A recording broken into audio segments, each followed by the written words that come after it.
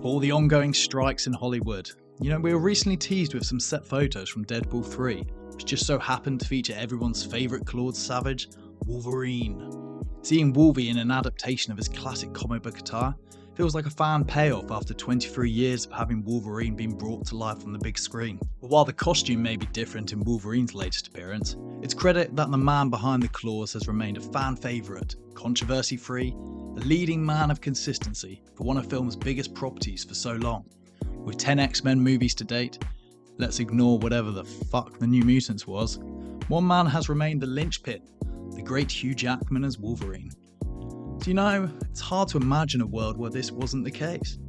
It feels almost impossible for anyone else to embody Wolverine, not just through the sheer size and gravitas of Hugh Jackman's performance, the level of the mutton chops he brings, and the absolute savage physique he has developed over these years.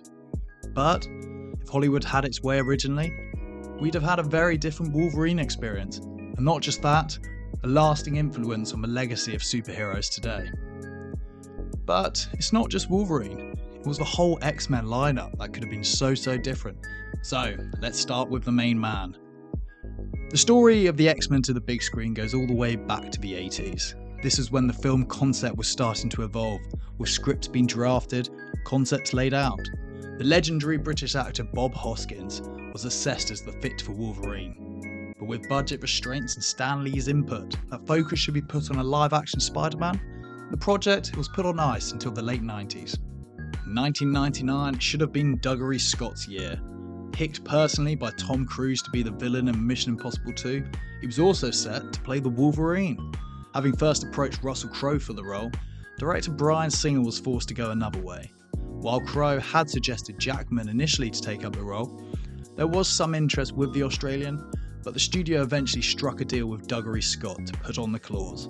First rumoured in May 1999 and confirmed the following month, Bryan was incredibly demanding over who could play Wolverine, and we needed to find someone who was dynamic, Fox president Tom Rothman said at the time. Dougherty, he has the charisma, physicality and the intensity. And you know what? I think Dougherty Scott would have worked. He has a very gruffness, he is intense, and that comes through in his performance in not only Mission Impossible 2, but other works he's been involved in. However, much like the reviews, production on Mission Impossible 2 was troubling and far from ideal. It was even referred to as the impossible mission by some in production. And with continued production delays and reshoots, the studio and Singer attempted to hold on to the last minute to get Scott available for X-Men. On October 7th, Variety reported, while Paramount and Fox brass have been trying to juggle schedules to get Scott free to join X-Men helmer Bryan Singer and his star-studded ensemble, it's too big a movie and too big a role for Fox to be uncertain any longer.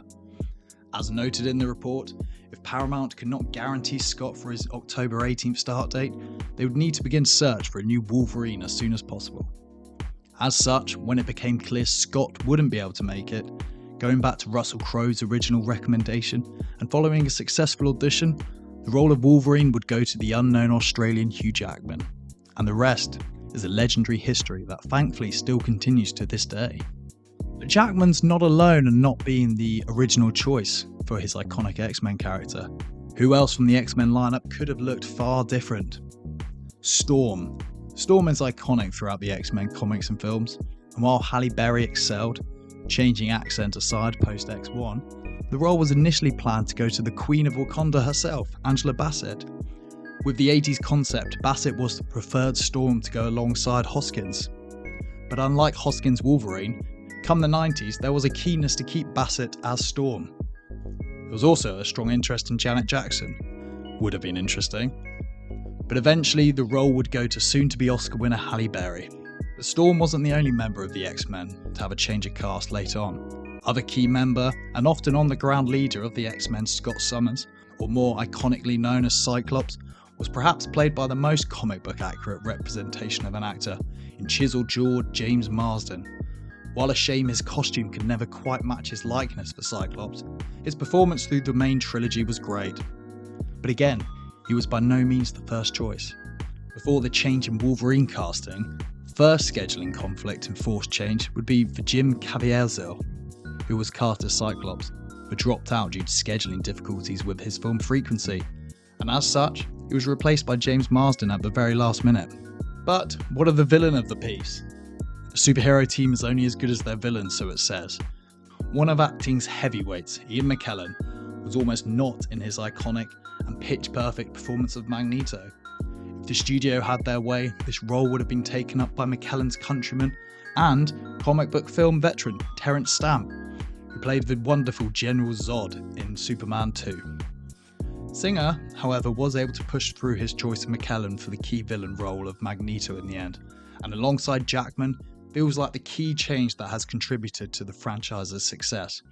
X-Men in 2000, it kick-started the comic book film's revolution, and is largely responsible for the success of comic book superhero movies today, and where we find ourselves within the entertainment industry.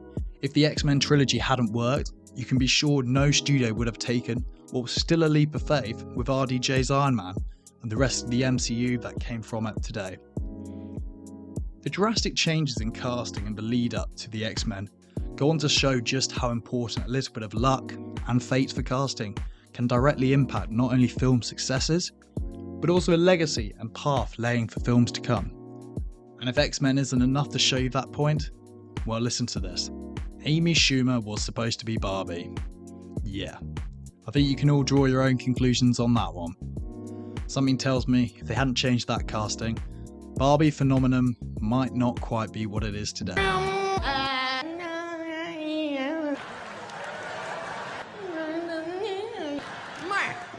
Mark.